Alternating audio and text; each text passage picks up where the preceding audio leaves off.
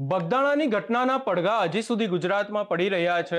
કોળી સમાજ ક્યાંક ને ક્યાંક હવે શાંત થયો છે અને એવામાં ફરી એકવાર નવો વિવાદ સામે આવી ગયો છે અને હવે વિવાદ સામે આવ્યો છે જસદણમાંથી।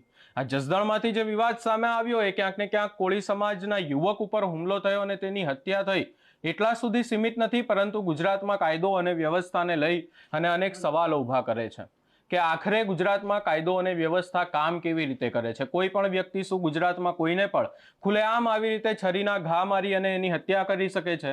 એવા પણ અનેક સવાલો ઊભા કરે છે। હવે જો આ ઘટનાની વાત કરવામાં આવે, આ ઘટના હતી શિવરાજપુરા ગામની। જસદણનો જે શિવરાજપુરા ગામ છે ત્યાં રસ્તા ઉપર સામસામે વાહન પસાર કરવાને લઈ અને આ આખી માથાકૂટ થઈ હતી અને આ માથાકૂટમાં બાદમાં જેમની હત્યા કરવામાં આવી છે છગનભાઈ ઝાપડિયા અને એનો પુત્ર શૈલેષ ઝાપડિયા અને સંજય મુધવા સાથે આખી જે છે એ બબાલ થઈ હતી। જો વધુમાં વાત કરવામાં આવે તો ફોન ઉપર બોલાચાલી થઈ અને ત્યારબાદ છગનભાઈ અને તેમના ત્રણેય પુત્રો 14 થી 15 લોકો સાથે ઊભા હતા અને એ જ વખતે અચાનક છોટા હાથી તેમના વચ્ચેથી પસાર થઈ તેમને જે છે એ ક્યાંક ને ક્યાંક આ બાબતમાં હવે સવાલો એવા પણ ઊભા થઈ રહ્યા છે અને તેમના દ્વારા એવું કહેવામાં આવી રહ્યું છે કે જે રિક્ષા છે એ ટોળા જે લોકો ઊભા હતા એની વચ્ચેથી પસાર કરવામાં આવી। અમારા માટે તમે જે કહો એ પરિવાર કેટલાક દિવસ તમે આ બધું ભોગવો છો। પરિવાર છે આપણે તો આ લોકો આખી મંડળી બનાવીને એ લોકો કાયદેસર આ લોકોને તૈયાર જ ભોગવા નથી દેતા, એ પેલા મારે છે, હથિયાર બધાના હાથમાં છે, ઈ જોવે છે। તો હવે આપણે શાના માટે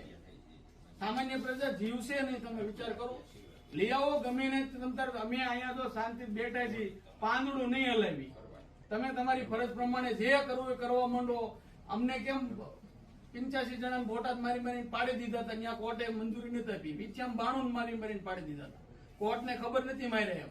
આ લોકો લઈ આવો, બીજી કોઈ અમારી માંગ નથી, લઈ આવો એ જ માંગ છે। ડેડ બોડી ભલપડીને કાંઈ ન થાય, હવે એમાં કાંઈ છે નહીં, બરોબર?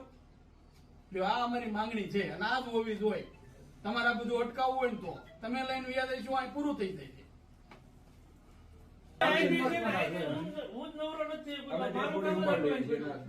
તમારા છે અમારા સમાજમાં બધી ઓલું થાય છે એટલે આ ઘણી વખત છૂટી જાય આવા પ્રશ્ન થાય છે ને એટલે અમારે કોઈ નથી, જે કઈ બનાવ બની ગયું છે એ કઈ માટે સારો નથી, બરાબર દુઃખદ છે અને આને સજા થવી જ જોઈએ એટલે જેથી કરીને બીજો કોઈ બનાવ બને